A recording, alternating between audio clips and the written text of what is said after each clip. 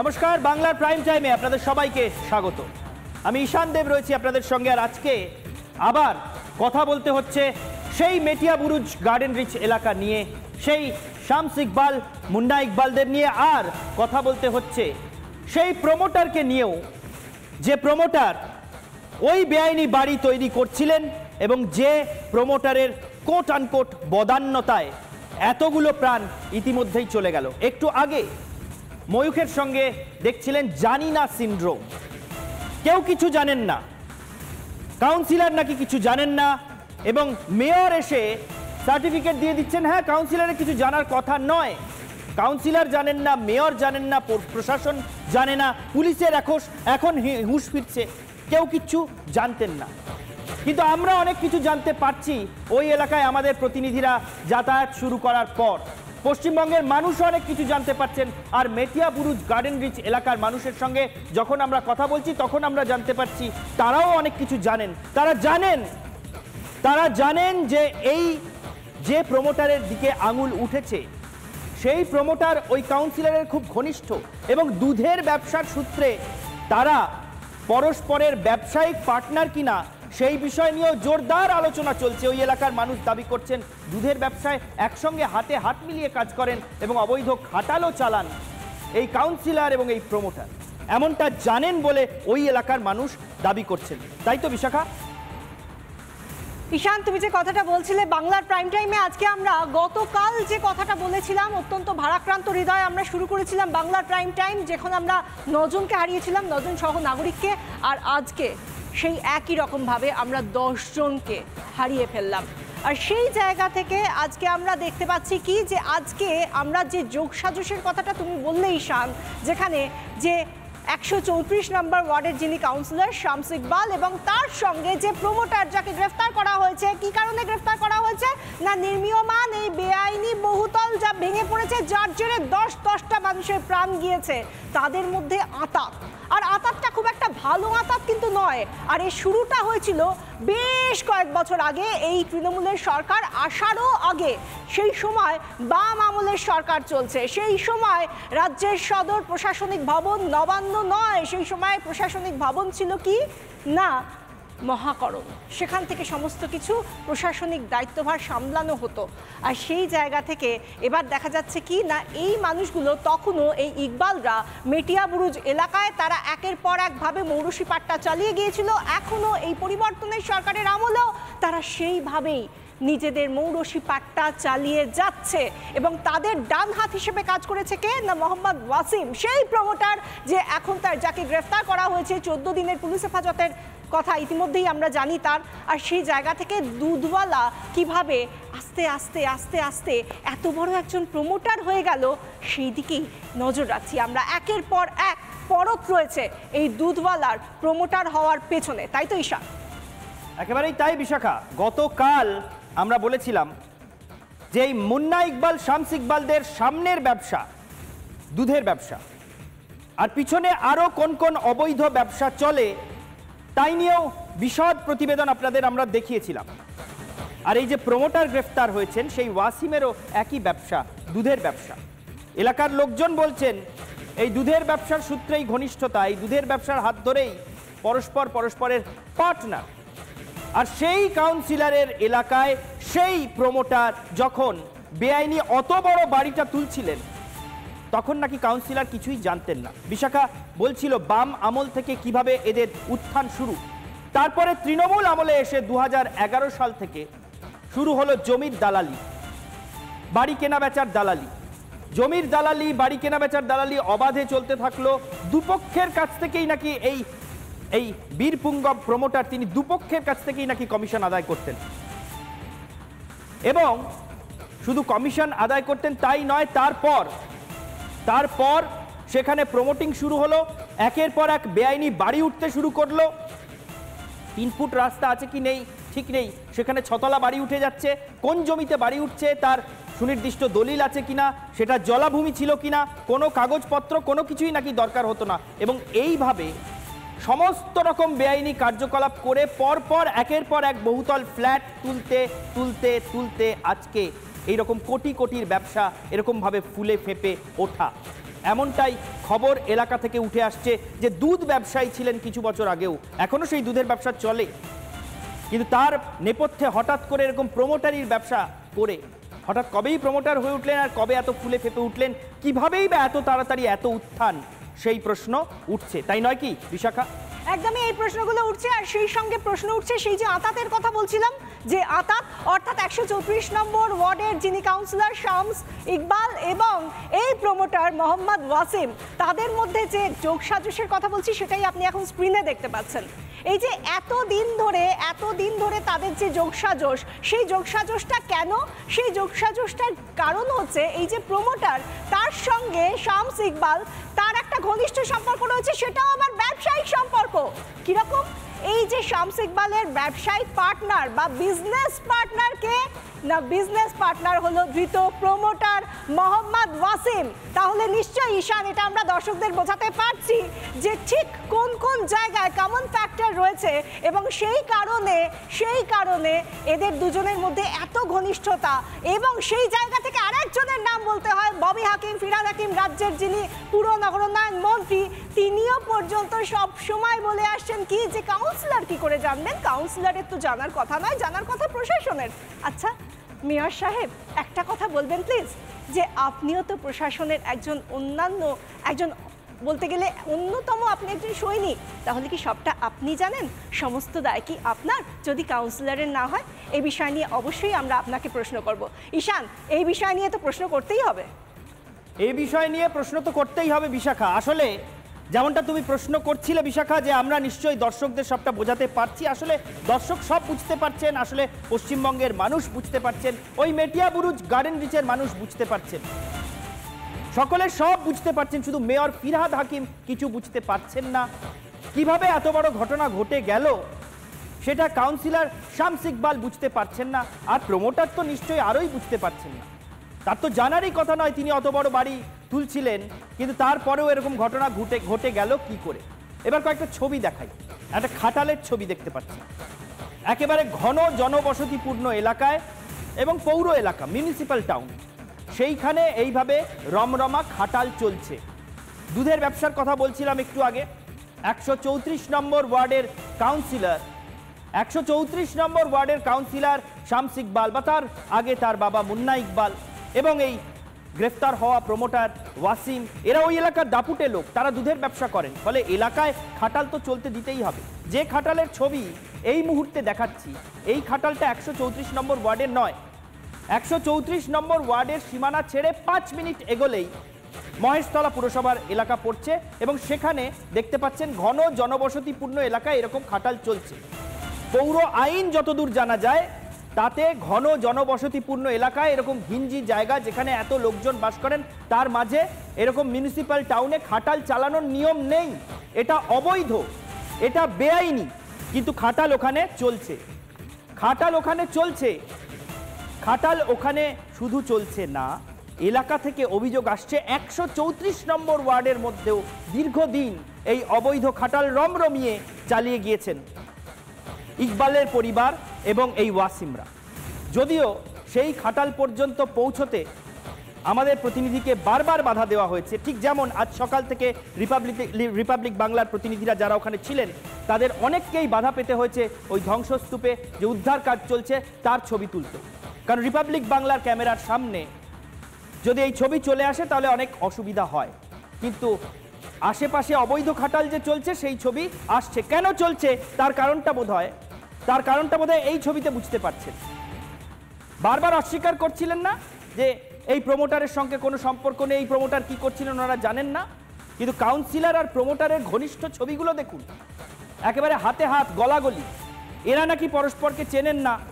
এই কাউন্সিলরের পক্ষে নাকি কিছুই জানা সম্ভব ছিল না, এটা মেয়র বলছেন, কিন্তু ছবি তো কথা বলছে।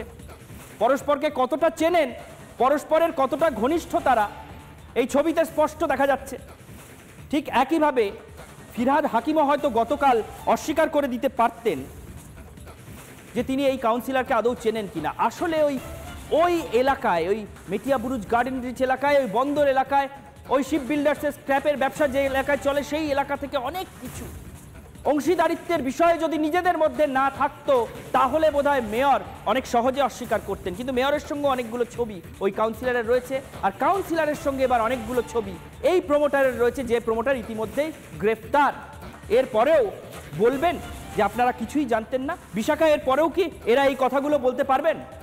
আমি জানি না সত্যি এর পরবর্তী সময় এরা কি বলবেন, তবে আমরা একটা কথা জানি যে ছবি কথা বলে ঈশান। আমরা সেই ছবিগুলো যদি একটা একটা করে দেখাই তাতেই বোঝা যায় কার সঙ্গে কার কি ঘনিষ্ঠতা রয়েছে। যেরকম আমরা এখন যে ছবিটা দেখাচ্ছি তা হলো এই 134 নম্বর ওয়ার্ডের যিনি কাউন্সিলর, যার দিকে এখন সবার নজর, সেই শামস ইকবাল, তার জন্মদিনের সেলিব্রেশন হচ্ছে। সেলিব্রেট করার জন্য কে রয়েছেন সামনে, কে কাকে মিষ্টি মুখ করাচ্ছেন? ফিরহাদ হাকিম মিষ্টি খাইয়ে দিচ্ছেন শামস ইকবালকে, শামস ইকবাল আবার মিষ্টি খাইয়ে দিচ্ছেন ফিরহাদ হাকিমকে। কি সুন্দর ছবি বলুন তো, কি সুন্দর জন্মদিনের উদযাপন হচ্ছে। আর এই যে জন্মদিনের উদযাপন, এর পরেও আমাদের কি সত্যিই বলে দিতে হয় যে কেন ফিরহাদ হাকিম শুধুমাত্র 134 নম্বর ওয়ার্ডের যিনি কাউন্সিলর তাকে গার্ড করার জন্য বা তাকে প্রোটেক্ট করার জন্য কেন এত উঠে পড়ে লেগেছেন? কেন বলছেন কাউন্সিলরের কিচ্ছু জানার কথা নয়, কোনো কিচ্ছু জানবেন না কাউন্সিলর, সব জানবেন প্রশাসন? তার মানে তিনি কাউন্সিলরকে কোথাও আলাদা করে রেখে দিচ্ছেন, তিনি প্রশাসনের কেউ নন, এমনটা অন্তত আপনাকে, যারা আপনারা 134 নম্বর ওয়ার্ডের ভোটার, যারা ভোট দিতে গিয়েছিলেন, তাকে জনপ্রতিনিধি করেছিলেন, তাকে নিয়ে হয়তো আপনাদের এটাই ভাবাতে চাইছেন ফিরহাদ হাকিম। আমরা এই তারা যাই ভাবাতে চান না কেন, বিজেপির তরফ থেকে পাল্টা কিছু অভিযোগ করা হচ্ছে, কিছু দাবি করা হচ্ছে। যেরকম রাকেশ সিং, বিজেপি নেতা, তিনি কাউন্সিলর এবং মেয়রের গ্রেফতারির দাবি করেছেন। রাকেশ সিং কি বলছেন শুন। কলকাতার মেয়র ফিরহাদ হাকিম, ওখানকার কাউন্সিলর শামস ইকবাল, অনিল, এটা একটা এফআইআর হয়েছে শুনেছি, তার মধ্যে একটা অ্যারেস্ট হয়েছে। সে অ্যারেস্টকে আমি একটা আই ওয়াশ মনে করছি। অ্যারেস্ট করতে হবে ববি হাকিমকে, অ্যারেস্ট করতে হবে শামস ইকবালকে। রাকেশ সিং এর বক্তব্য শুনছিলেন। রাকেশ সিং এর বক্তব্যের পরে আরো একজনের বক্তব্য শুনিয়ে নেব। তার আগে একটু আগে বলছিলাম না আপনাদেরকে যে ওই এলাকায় এবং আশপাশের এলাকায় বেআইনি খাটাল চলছে।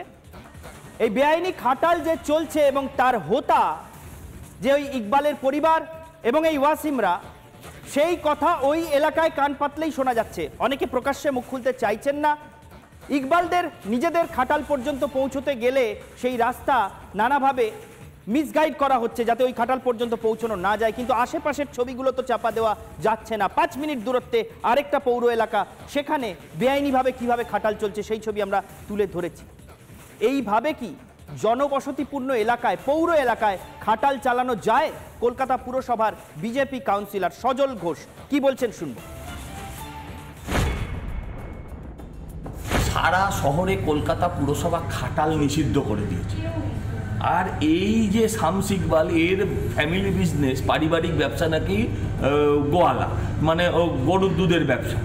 আমার প্রশ্ন হচ্ছে পরিষ্কার, এমনি তো সারা শহরকে খাটাল বানিয়ে দিয়েছেন মেয়র, সেটা বাদ দিলাম, কিন্তু যে শহরে খাটাল নিষিদ্ধ সেই শহরে একজন পৌর প্রতিনিধি কিভাবে খাটাল মালিক হন সেটার কথাও তো আজকে দাঁড়িয়ে আমাদের মাননীয় মেয়রকে বলতে হবে। এই সহজ সরল প্রশ্নের উত্তরটা বাংলার মানুষ আজকে জানতে চাইছে।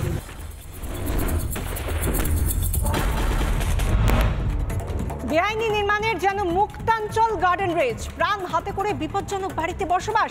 গার্ডেন রিচের দুটি বাড়ির মাঝে অন্ধকার, একটি বহুতল হেলে পড়েছে আর একটি বহুতলের ঘরে।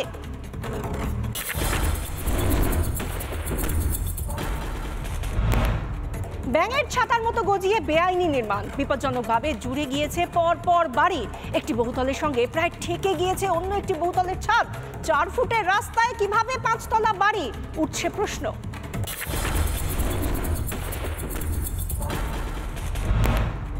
একটি বহুতলের পাশে মাথা তুলেছে আরো একটি বহুতল। ব্যাঙের ছাতার মতো বেআইনি নির্মাণের অভিযোগ, বিপজ্জনকভাবে জুড়ে গিয়েছে পরপর বাড়ি। 4 ফুটের রাস্তায় 5 তলা বাড়ি, এই নিয়ে স্বাভাবিকভাবেই প্রশ্ন তুলছি আমরা।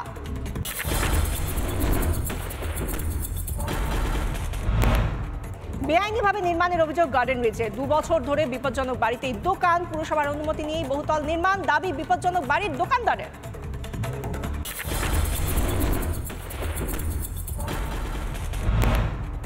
বেআইনি নির্মাণের বিষয় জানেন পুরসভা থেকে প্রমোটার সবাই, দাবি গার্ডেন রিচের বাসিন্দাদের।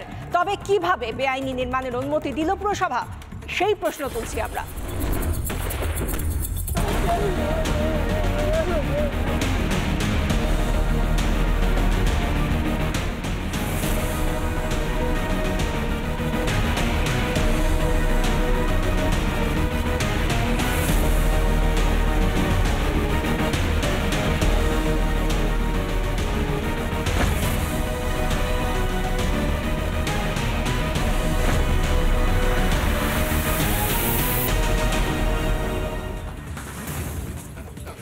ইতিমধ্যেই গ্রেফতার হয়ে যাওয়া প্রমোটার হন বা তার ঘনিষ্ঠ, যে ঘনিষ্ঠতার ছবি আমরা তুলে ধরেছি সেই তার ঘনিষ্ঠ কাউন্সিলর হন, সামনে তাদের দুজনেরই দুধের ব্যবসা রয়েছে। আর এলাকার লোকজন, এমনকি এলাকার অন্যান্য দলের, রাজনৈতিক দলের নেতারা, তারা অভিযোগ করছেন প্রকাশ্যে যে সামনে দুধের ব্যবসা হলো, পিছনে কারুর প্রমোটারি ব্যবসা, জমি বাড়ি কেনা বেচার দালালির ব্যবসা, অথবা বন্দরে যে লেবার সাপ্লাইয়ের ব্যাপার আছে তার উপর কর্তৃত্বের ব্যবসা, বিদেশি কাপড় পাচারের ব্যবসা, গার্ডেন রিচ শিপ বিল্ডার্সের স্ক্র্যাপের যে অবৈধ চালান, অবৈধ কারবার পাচারের, তার উপর নিয়ন্ত্রণ, এই সমস্ত রকম নাকি চলে। এবং তার জেরেই নাকি দিনে দিনে এত ফুলে ওঠা, দিনে দিনে একের পর এক কোটি কোটি কোটি কোটি কোটি কোটি টাকা দামের গাড়ি, তার জেরেই নাকি এত ফুলে ফেপে ওঠা। তো এই যে নানা ব্যবসা, যে এই যে দুধের ব্যবসা এবং দুধের ব্যবসা চালানোর জন্য যে অবৈধ খাটালের কথা এতক্ষণ বলছিলাম, তার বাইরেও গার্ডেন রিচের প্রতিটা মোড়ে মোড়ে, মেটিয়া বুরুজের প্রতিটা মহল্লায় মহল্লায় এইরকমভাবে অপরাধ নাকি আস্তানা গেড়ে রয়েছে। যে কথা কাউন্সিলর বলছিলেন বা মেয়র বলছিলেন যে এই বেআইনি নির্মাণগুলোর কথা জানার কথা নয় নাকি তাদের, সেই বেআইনি নির্মাণগুলোর সামনে দিয়ে নিত্যদিন যাতায়াত করতেন না। এমন একটা বাড়ির ছবি উঠে এসছে বা এমন দুটো বাড়ির ছবি উঠেছে পাশাপাশি, যে দুটো বাড়ির মধ্যে বিন্দুমাত্র কোনো ফাঁক নেই, পরস্পরের গায়ে বাড়ি দুটো হেলে পড়েছে এবং বাড়ি দুটো পরস্পরকে ক্ষতিগ্রস্ত করছে। সেই বাড়িটা ওই কাউন্সিলরের বাড়ি থেকে কত দূর ওই এলাকাটা? আমাদের প্রতিনিধি ওখান থেকে সরেজমিনে তুলে এনেছেন সেই ছবি, কত দূর দেখে নিন। আর এই 5:57 বাজে এই মুহূর্তে আমার ঘড়িতে, এবং আমরা রওনা দেবো এখান থেকে। দেখবো যে কতক্ষণ সময় লাগছে ঘটনাস্থল পর্যন্ত পৌঁছতে। ঘড়ির কাঁটা বলছে 15 মিনিট মতো সময় লাগে এই মেটিয়া বুরুজ থেকে গার্ডেন রিচ অর্থাৎ ঘটনাস্থল পর্যন্ত আসতে। কিন্তু প্রশ্ন উঠছে, এতগুলো ইললিগাল কনস্ট্রাকশন কোনোদিন কি তার চোখে পড়লো না? তার কারণ আমরা এই রাস্তা থেকে যাচ্ছিলাম, যেতে যে আমাদের এই চোখে পড়ে গেল ঠিক এই বিল্ডিংটা, যে বিল্ডিংটা দেখা যাচ্ছে একদম দুটো গায়ে গায়ে লেগে রয়েছে। শুধু তাই নয়, একটার উপর একটা বিল্ডিং যেন একটুর জন্য হেলে রয়েছে। এমনই অবস্থা যে মাঝের যে গ্যাপ, সেই মাঝের গ্যাপে হয়তো 1 সেন্টিমিটারের বেশি হয়তো গ্যাপ নেই, কারণ একেবারে দুটো জোড়া লেগে গেছে। উপরের দিকে যত বাড়িটা উঠেছে তত দেখা যাচ্ছে ব্যালকনির একটা পার্ট ভেঙে অন্য একটি বাড়ির যে কংক্রিটের চাঙড় তার উপরে হেলে রয়েছে। আরো বিভিন্ন বিল্ডিং রয়েছে, আর পাশেরও একটা বিল্ডিং দেখার চেষ্টা করবো। রজনীকে বলবো আরো একটা বিল্ডিং দেখানোর জন্য। এখানেও দেখা যাচ্ছে একই রকম দৃশ্য। এখানেও মাঝের যে গ্যাপ, সেই মাঝের গ্যাপ অত্যন্ত কম। কিন্তু প্রশ্ন একটা থাকছে, এত অবৈধ নির্মাণ হচ্ছে, সেখানে কেন কাউন্সিলর থেকে শুরু করে প্রশাসনিক কোনো ব্যক্তির কারো চোখে পড়লো না এই ধরনের একটা বিপদসংকুল জায়গা, বা বলা যেতে পারে জাল একটা বিপদসংকুল এলাকা এটা হয়ে রয়েছে। পিঙ্কি ওই ঘটনাস্থলে দাঁড়িয়ে প্রশ্নটা তুলছিল যে কাউন্সিলর বা মেয়র বা প্রশাসন কারো চোখে কেন পড়লো না এই ধরনের বেআইনি নির্মাণ প্রকাশ্যে সবার সামনে থাকা সত্ত্বেও? চোখে পড়লো না পিঙ্কি, তার কারণ মেয়র, কাউন্সিলর, প্রমোটার সব ত্রিভুজের মতো পরস্পরের সঙ্গে জুড়ে রয়েছেন বলে এলাকার মানুষই অভিযোগ করছেন। ওদের চোখে কিছু পড়েনি। কিন্তু কলকাতার প্রাক্তন মেয়র শোভন চট্টোপাধ্যায় তিনি কিন্তু নির্দ্বিধায় প্রকাশ্যে স্বীকার করছেন দীর্ঘদিন ধরে এই বেআইনি কার্যকলাপ ওইখানে চলছে। দেখব। আমাদেরকে চোখে আঙুল দিয়ে দেখিয়ে দিল যে আইন রয়েছে, কিন্তু আইনকে বুড়ো আঙুল দেখিয়ে বেআইনি নির্মাণ করার জন্য কিছু মানুষ এখনো রয়েছে। তাদের বিরুদ্ধে ব্যবস্থা নিতে গেলে গঠনমূলক, একেবারে সম্পূর্ণভাবে শক্ত হাতে এর মোকাবিলা করতে হবে। আজকে এখানেও ঘটনার সম্পূর্ণভাবে শুধু কাউন্সিলরকে, পৌরসভার কয়েকজন ইঞ্জিনিয়ারকে এবং দায় চাপানোর জন্য বিতর্ক না করে সঠিক পদক্ষেপ গ্রহণ করতে হবে। খুব অদ্ভুত বিষয় না, একজন প্রমোটার বেআইনি নির্মাণ করেই চলেছেন অথচ কাউন্সিলর দেখতে পাচ্ছেন না। দেখতে পাবেন কি করে? তিনি তো তার বিজনেস পার্টনার, দেখতে পেলে বিজনেস পার্টনারশিপে চিট ধরতে পারে। আসুন আপনাদের একটু দেখাই যে প্রমোটারের কিভাবে রকেট গতিতে উত্থান হলো। খুব তাড়াতাড়ি রকেট গতিতে বছর 20 আগে ইট বালি পাথর সরবরাহের ব্যবসা করতো সে। কে? মোহাম্মদ ওয়াসিম। একে একে শুরু গাড়ির ব্যবসা, দুধের ব্যবসা, এ তো গেল। কিন্তু তারপর বাম আমলে ডাকাতির দায়ে 9 বছরের জেল হয় এবং তারপর তৃণমূলের জামানায় জমি কেনাবেচার দালালি, 9 বছরের জেল কেটে চলে এলো। তৃণমূলের জামানায় সে একটা অন্য ভূমিকায়। 4 বছর আগে, আজ থেকে 4 বছর আগে প্রমোটিং এর ব্যবসায় তার হাতে খড়ি হয়। আর তারপর এতগুলো বেআইনি যে নির্মাণ সে করে চলেছে, যে দল যখন ক্ষমতায় থাকে সেই দলের নেতাদের সঙ্গে তার বন্ধুত্ব হয়ে যায়। এবার গত 5 বছরে গার্ডেন ব্রিজ চত্বরে বেআইনি ফ্ল্যাট তৈরি করেছে একেবারে মুড়িমুড়কির মতো। কোটি কোটি টাকা কামিয়েছেন এই এত মুড়িমুড়কির মতো বেআইনি ফ্ল্যাট তৈরি করে এই প্রমোটার। তার প্রমোশনের সত্যিই কিছু বলার নেই, কিন্তু এই প্রমোশনের মাঝেও পোস্তা, তিলজলা, তপসিয়া থানায় এখনো পর্যন্ত তার বিরুদ্ধে একাধিক অভিযোগ রয়েছে। এখনো পর্যন্ত আজকে সে গ্রেফতার হয়ে গিয়েছে। ঈশান, বারবার অভিযোগ উঠছে যে অপরাধের স্বর্গরাজ্য এই গার্ডেন ব্রিজ। রাজনৈতিক নেতা থেকে এলাকার বাসিন্দা, ক্ষতিগ্রস্ত মানুষ থেকে সাধারণ নাগরিক সবাই বলছেন, এক বাক্যে স্বীকার করছেন, দীর্ঘদিন ধরে, বছরের পর বছর ধরে এই গার্ডেন ব্রিজ অপরাধের স্বর্গরাজ্য। একটু সেই বড় বড় অপরাধ, ছোটখাটো অপরাধ ছেড়ে দিন, বড় বড় অপরাধের তালিকা এই এলাকায় দশকের পর দশক ধরে কি কি ঘুরছে সেগুলো একবার একটু দেখে নেব। কেন অপরাধের স্বর্গরাজ্য বলা হচ্ছে? অন্ধকারের অন্য নাম গার্ডেন ব্রিজ কেউ কেউ বলছেন। কেন? বন্দরের deputy commissioner DC port Binod Mehta খুন, এই ঘটনা এখনো মুখে মুখে ফেরে। বহু বছর আগের ঘটনা, অনেক দশক আগের ঘটনা। শামস ইকবালের কাকা সম্পর্কে হতেন যিনি মোগল, যিনি কংগ্রেসের সঙ্গে ছিলেন, সুব্রত মুখোপাধ্যায়ের সঙ্গে আইএনটিইউসি করতেন, সেই মোগল খুন। সেই মোগল খুনের ঘটনাও খুব বড়। মোগল খুনের পরেই কিন্তু শামস ইকবালের বাবা মুন্না ইকবালের উত্থান শুরু। তার আগে কিন্তু মোগলই জনপ্রিয় নেতা ছিলেন। তারপর এসআই তাপস চৌধুরী খুন। এসআই তাপস চৌধুরী খুনে মুন্না ইকবালের নাম জড়ালো। মুন্না ইকবাল জেলে চলে গেলেন এবং মুন্না ইকবালকে জেলে যেতে হওয়ার পরেই শামস ইকবালের উত্থান। শামস ইকবাল টিকিট পেলেন, তিনি কাউন্সিলর হলেন। তারপরে এলাকায় বেআইনি বহুতল নির্মাণে মদদ দেওয়ার অভিযোগ এখন ভুরি ভুরি সামনে আসছে এবং সেই বহুতল ধসে এতগুলো নিরীহ মানুষের প্রাণও চলে গেল। এই যে অপরাধের স্বর্গরাজ্য ওই এলাকা, দিনের পর দিন এই অভিযোগ উঠছে, সেই বাম জমানা থেকে শুরু করে এখনো পর্যন্ত। এ নিয়ে প্রাক্তন পুলিশ কর্তা কি বলছেন শুনবো। দীর্ঘদিন ধরে আজকে চলছে দুর্বৃত্তায়ন এবং আজকে এই যে ক্রিমিনাল বলতে যেটা বুঝি, সেটা এই সমস্ত এলাকা, যে সমস্ত ক্রিমিনালদের একটা নেক্সাস চলছে, আনহোলি অ্যালায়েন্স চলছে। কাদের সাথে? কিছু রাজনৈতিক নেতা, কিছু দলদাসের পরিণত পুলিশ অফিসার এবং ক্রিমিনালস। এই তিনজনের মিলন আজকে একটা ভয়ঙ্কর পরিস্থিতির মধ্যে সাধারণ শান্তিপ্রিয় মানুষদের কিন্তু জীবন দুর্বিষহ হয়ে উঠেছে। মেটিয়াবুরুজ থেকে গার্ডেন ব্রিজ, সেখানকার সাধারণ মানুষ থেকে প্রাক্তন পুলিশ কর্তা, তারা বলছেন এই এলাকায় দীর্ঘদিন ধরে দুর্বৃত্তায়ন চলছে, কিন্তু সেটা দেখেও দেখছে না প্রশাসন। কিন্তু আপনি যদি দেখতে পান, আমাদের মতো করে আপনিও প্রশ্নটা তুলুন। আমরা প্রশ্ন তুলছি, আপনিও প্রশ্ন তুলুন, উত্তরটা খুঁজুন। বাংলার প্রাইম টাইম আজ এখানেই শেষ করছি। দেখতে থাকুন রিপাবলিক বাংলা।